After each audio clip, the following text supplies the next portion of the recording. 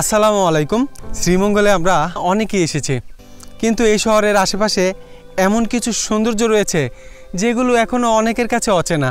এত এত সুন্দর জায়গা থাকা সত্ত্বেও পর্যটকরা সেই শ্রীমঙ্গলের একই জায়গাগুলোতে ঘুরে বেড়ায়। তো আজকের ভিডিওতে আমি আপনাদের অচেনা কিছু জায়গা দেখানোর চেষ্টা করব, যেগুলোতে একদমই পর্যটক কম যায়, আর দেওয়ার চেষ্টা করব সম্পূর্ণ একটি ভ্রমণ গাইডলাইন, যাতে আপনি নিজেও এসে নতুনভাবে আবিষ্কার করতে পারেন এই শ্রীমঙ্গলকে। So let's go.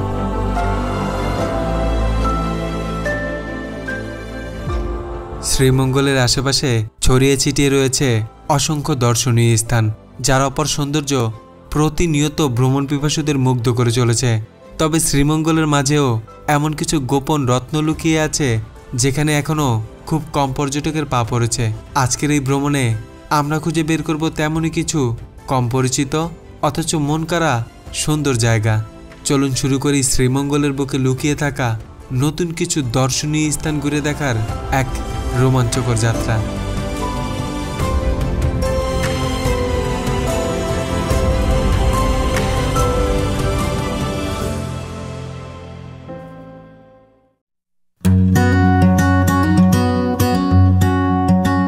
আমাদের যাত্রা শুরু হচ্ছে ঢাকার সায়দাবাদ থেকে শ্রীমঙ্গলের উদ্দেশ্যে। নন এসি বাস ভাড়া 570 টাকা।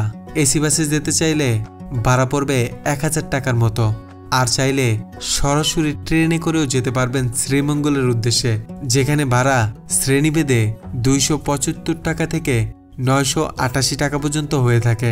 তবে ট্রেনে যেতে হলে ভ্রমণের 10 দিন আগেই টিকিট ছাড়লে সাথে সাথে টিকিট কেটে রাখতে হবে, না হলে পরে টিকিট পাওয়া খুব মুশকিল ব্যাপার। অলরেডি চলে আসছি শ্রীমঙ্গলের চৌমোহনী, আর এখানে কিন্তু বাসগুলো নামিয়ে দেয়, আর এখান থেকে আপনারা সকালে নাস্তা করে নেবেন, তারপরে চলে যাবেন আশেপাশে ঘুরে দেখার জন্য। আর আমি আজকে আপনাদের এমন কিছু জায়গা দেখাবো যেগুলো সচরাচর মানুষ ঘুরে না, আর কি এরকম জায়গা ঘুরে দেখবো আজকের এই ভিডিওতে।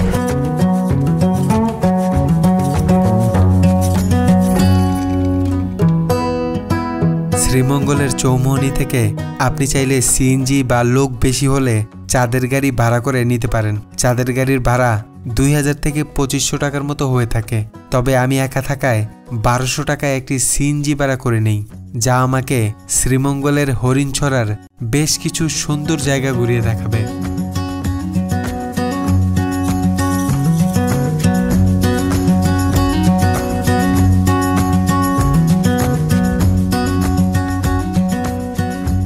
অনেক রাবার বাগান রয়েছে, মানে বিশাল বিশাল। তো আপনারা যাওয়ার পথে এগুলো দেখতে পাবেন, বিভিন্ন জায়গায় যখন যাবেন তখনই কিন্তু দেখতে পাবেন। এই যে গাছগুলো দেখতেছেন না, এগুলোই হলো রাবার বাগান। অনেক শ্রমিক কিন্তু এই জায়গাতে কাজ করে, বিশাল বড় রাবার বাগান। তো এই গাছগুলা বা এই রাবারগুলা দিয়েই কিন্তু বিভিন্ন ধরনের কাজ করা হয় ফ্যাক্টরিতে নিয়ে প্রসেসিংয়ের মাধ্যমে।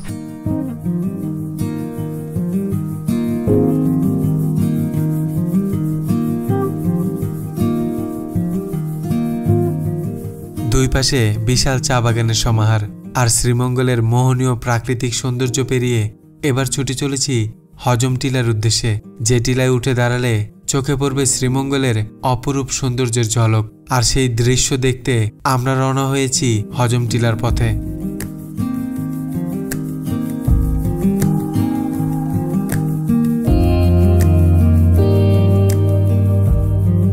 এমন একটা জায়গায় আসছি যেখানে পর্যটকের কোনো কোলাহল নেই, একদম শান্ত নিরিবিলি একটা জায়গা। এখানে পর্যটকরা আসেও না, এলাকার যারা আছে তারাই হয়তো বা এই জায়গাগুলো চিনে, আর পর্যটকদের কাছে এগুলো একদম অচেনা একটা জায়গা। তো আপনারা চাইলে এই টিলার সৌন্দর্য দেখার জন্য আমার মতো চলে আসতে পারেন। আমরা এই যে এই রাস্তা দিয়ে হেঁটে হেঁটে যাব, আর এই টিলার নাম হলো হজম টিলা। এখন হজম টিলার একদম উপরের দিকে যাব, আর টিলার উপর থেকে অসাধারণ কিছু দৃশ্য দেখা যায় এই আশেপাশের, তো সেগুলো আপনাদের দেখানোর চেষ্টা করব।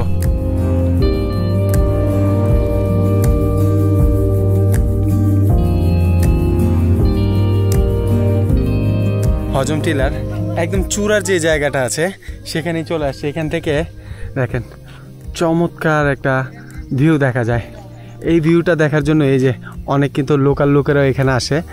আবার আমরা কিন্তু একদম সিএনজিটা নিয়ে এখানে চলে আসি। সিএনজি কিন্তু এখানে আসাটা মানে লোক নিয়ে আসতে পারে না, কিন্তু সিএনজি নিয়ে আসছি, যাওয়ার সময় যাওয়া যাবে হয়তো বা। এখান থেকে দেখেন একটা চমৎকার ভিউ, চারিদিকে সবুজে ঘেরা এই জায়গাটা।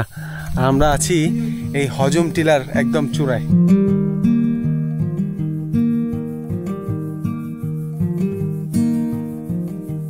চারপাশ জুড়ে উঁচু নিচু ঢেউ খেলানো চা বাগানের নরম সবুজ, আর তার মাঝখানে বকচিতে দাঁড়িয়ে আছে এক খাড়া উঁচু টিলা।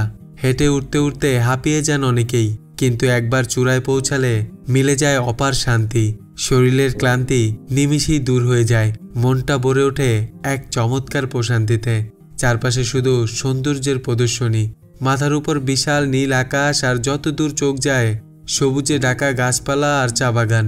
শ্রীমঙ্গল শহর থেকে প্রায় 20 কিলোমিটার দক্ষিণে বিদ্যাবিল চা বাগান, আর সেখান থেকে একটু এগোলেই বাংলাদেশ ভারত সীমান্ত। সেই সীমান্ত ঘেঁষা এলাকাতেই মাথা উঁচু করে দাঁড়িয়ে আছে হজম টিলা। এই অদ্ভুত নাম দিয়েছে এখানকার স্থানীয় লোকজন। অসাধারণ এই টিলাটি প্রকৃতিপ্রেমীদের জন্য এক নিখুঁত গন্তব্য।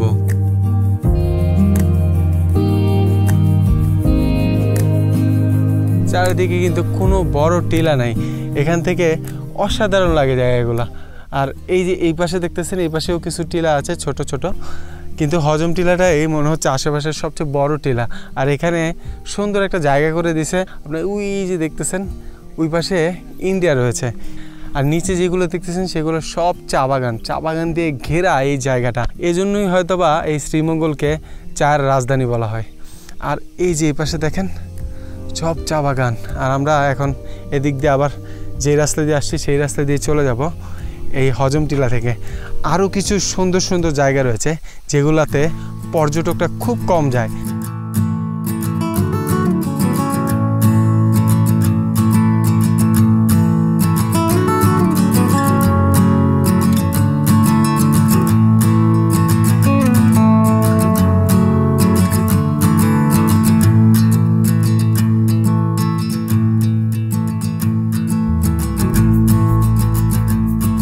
ঝাউবন নামে পরিচিত হলেও এটি মূলত একটি পাইন বন।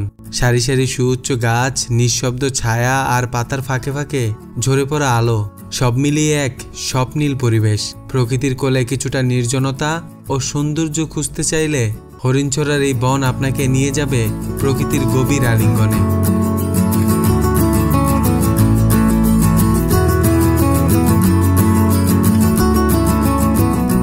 সুন্দর সুন্দর ফটো তোলার জায়গা রয়েছে, যেখানে আপনারা ছবি তুললে চমৎকার লাগবে। আপনারা এসে ঘুরে যাবেন।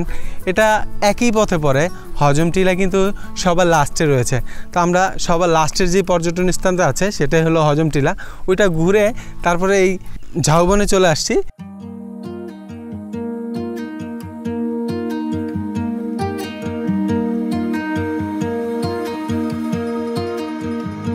আমাদের পরবর্তী গন্তব্য গল্ফ মাঠ, এটাতে কিন্তু চলে আসছি। মানে এগুলা যাওয়ার পথে আমরা রেখে গেছি, আসার সময় দেখতেছি আর কি। আপনারা যাওয়ার সময়ও দেখতে পারেন। হজম টিলা কিন্তু এই একদম লাস্টে আর কি। হরিণছড়া যে জায়গাটা আছে এগুলা একই পথে পড়ছে। তো কী অবস্থা?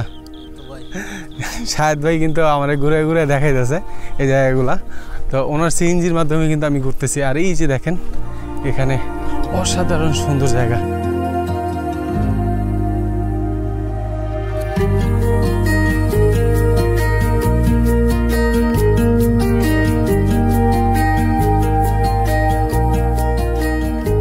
অনেক পর্যটক এগুলো মিস করে যায়। এই জায়গাগুলোতে যেগুলো আমি দেখাইছি আপনাদের, এগুলাতে আসে না অনেকেই। আবার এলাকার লোক যারা আছে তারা কিন্তু সবসময় এই জায়গাগুলোতে এসে আড্ডা দেয়, গল্প করে।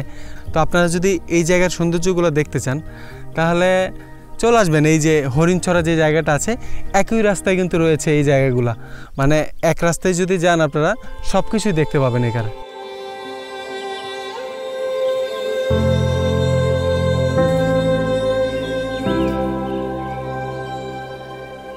বাংলাদেশের সবুজে ঘেরা ছোট্ট শহর শ্রীমঙ্গলের এক নিভৃত কোণে অবস্থিত হরিণছড়া গল্ফ মাঠ, যা প্রাকৃতিক সৌন্দর্য আর নির্মল পরিবেশের এক অনন্য মিলন মেলা। চারদিকে ছায়া, স্নিগ্ধ চা বাগান, পাশে পাইনবন আর শান্ত হাওয়ার মাঝে অবস্থিত এই গল্ফ মাঠ যেন ছবির মতো সাজানো এক পরিপাটি প্রান্তর। ভোরের নরম আলোয় অথবা বিকেলের শেষ রঙে এই মাঠের রূপ বদলে যায় এক জাদুকরী দৃশ্যপটে। শ্রীমঙ্গলের পাহাড়ে ঘেরা প্রাকৃতিক সৌন্দর্যের মাঝে এই গল্ফ মাঠ শুধু একটি খেলার জায়গা নয়, এটি যেন প্রকৃতির মাঝে গড়ে ওঠা এক শান্ত সৌন্দর্যের প্রতীক।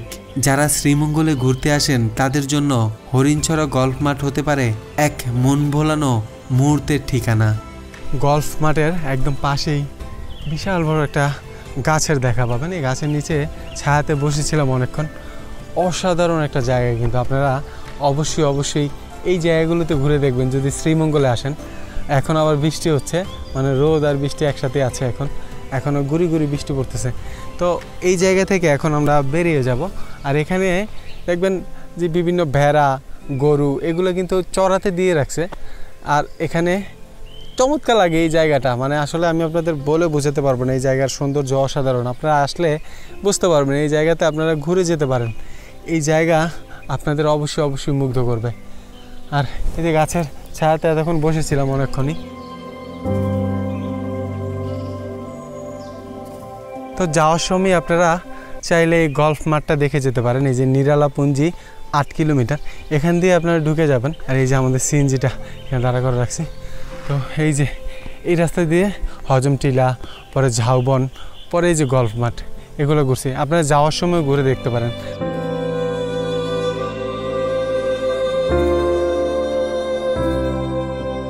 সারাদিন ঘোরাঘুরি করার পর যদি দিনের কিছুটা সময় হাতে থাকে তাহলে ঘুরে আসতে পারেন চাকন্যা ভাস্কর্য। এটি শ্রীমঙ্গলে ঢোকার পথেই পড়ে। ঢাকা থেকে আসা যে কোনো বাসে বসেই সহজে দেখতে পাবেন শ্রীমঙ্গলে প্রবেশ করার সময়। ভাস্কর্যের সৌন্দর্য দেখে সেখান থেকে চলে যান শ্রীমঙ্গল বাস স্ট্যান্ডে। কিছুক্ষণ পরপরই ঢাকার উদ্দেশ্যে ছেড়ে যায় এসি নন এসি বাসগুলো। সেখান থেকে ফিরে যেতে পারবেন ঢাকার উদ্দেশ্যে। আল্লাহ হাফেজ, ধন্যবাদ।